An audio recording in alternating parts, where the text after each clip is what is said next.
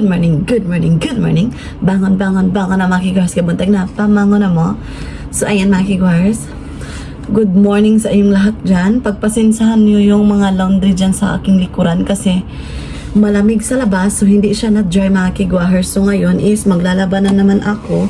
So, dyan ko nilagay yung ating mga damit kasi nag-heater ako dito. So, para ma-dry siya. So, ngayon is maglalaba ako sa kwelyo ng asawa ko mga kigwars kasi napakarumi. Ayan. O diba, napakarumi siya mga kigwars. Kailangan ko tong humulan. Ibabad ko muna to sa sabon and para matanggal talaga yung maruruming nanunuot sa kwilyuhan. So, kakagising ko lang talaga mga kigwahers, nag-toothbrush ako. Yun lang, toothbrush lang yung ginawa ko. And, kumain ako kasi nag-take ako ng aking gamot.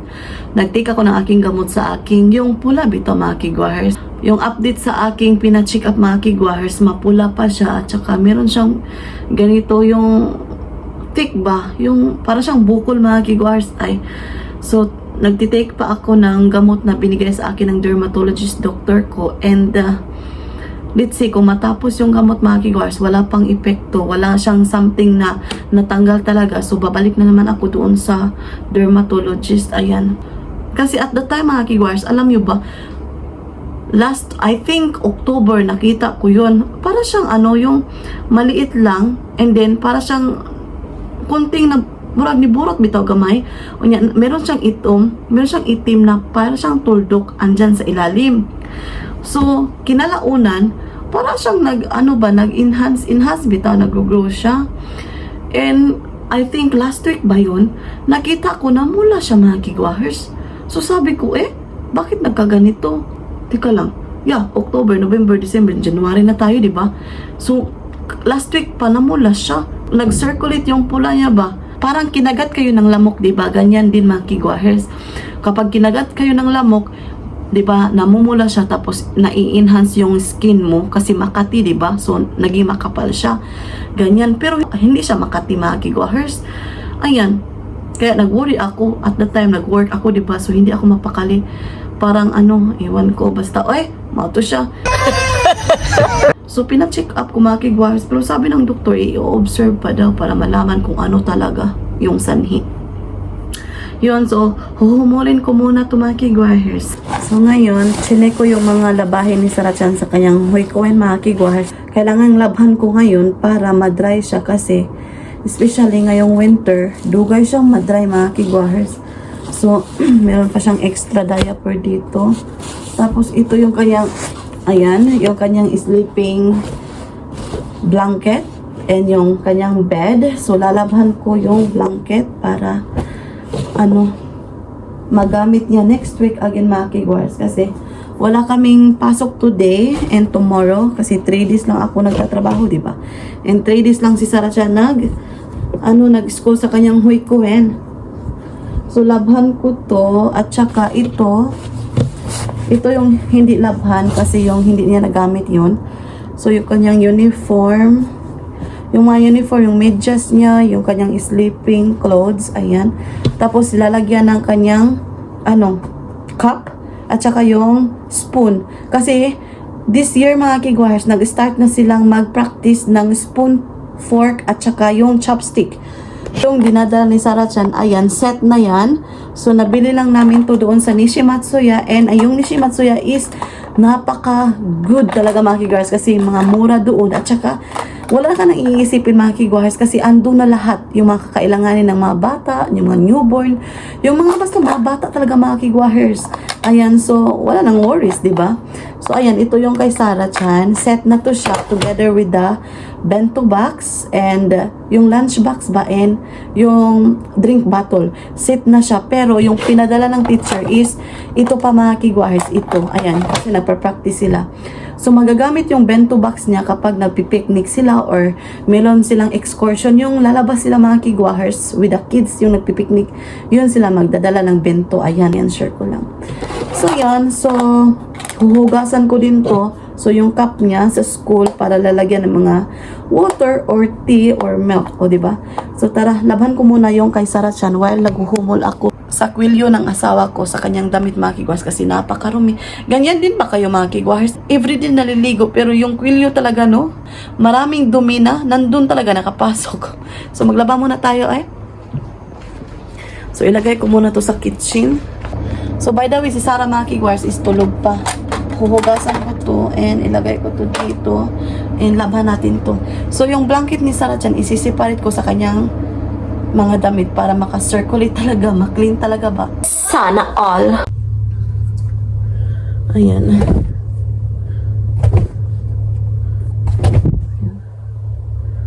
So yung blanket mamaya na lang to mga kigwahers.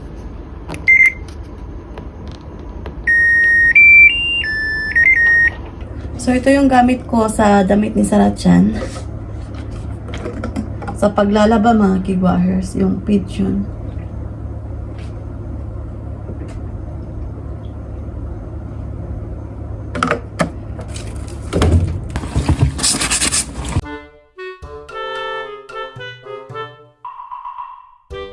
So, gising na si Sarah Chan.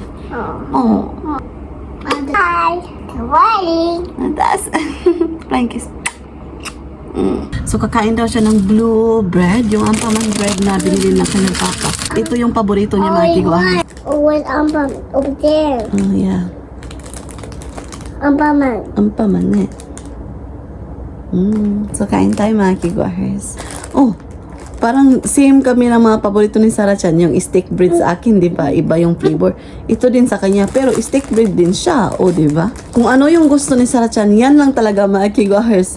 Ang sa akin din, kung ano yung gusto ko, yan lang talaga mga kigwahers. Yung paborito ko, yung pickles din sa kanya. Tapos, stick to one talaga ako mga kigwahers. Kapag meron akong paborito, yan lang talaga. Hindi ako nag-change na.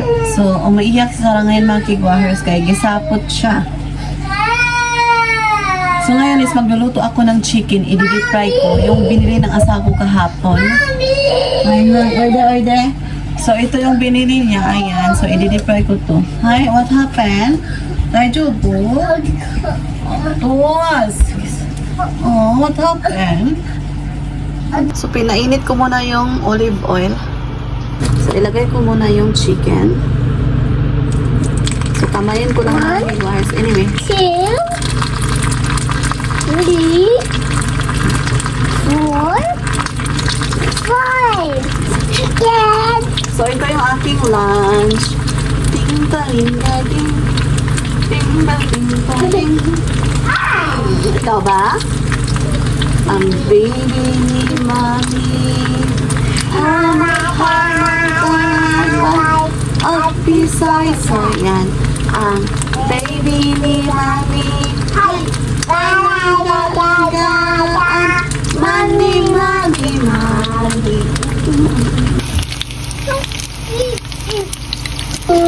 So, ayan, kain tayo.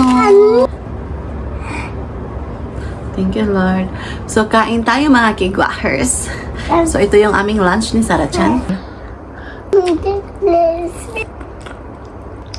Kinakabiran ko yung sausawan para magamit ko pa to mamaya. Kasi sayang na ilabay, di ba? So, ito yung sausawan ko na leftover. Kain ako ng chocolate mga kigwahers. Ano to? Sa birthday pa to ng asawa ko mga kigwahers. Hindi pa niya nakain. Ayan. Tadan, yung gift ko sa kanya. Yung isa, na finish na niya. Yung it's a chocolate. It's waffle. It looks like waffle, right? I have to paint it. Okay. What are we gonna do? I'm art. You're making an art? Okay. Sun. Hi, art. So, ayan yung chocolate. Iba't ibang klaseng chocolate. Kain tayo. Ay, kain tayo mga kigwahers.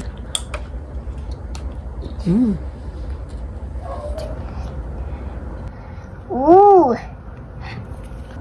So, tingnan nyo yung tissue mga kigwahers. Napakakalat, di ba? All tissues, Yay. they are all sink. Maybe the tissues absorbing the water. That's why the It density. Yeah. So, the density of the tissue is getting. Float. Yeah. Ano daw? Is it omoshiroy? Yes.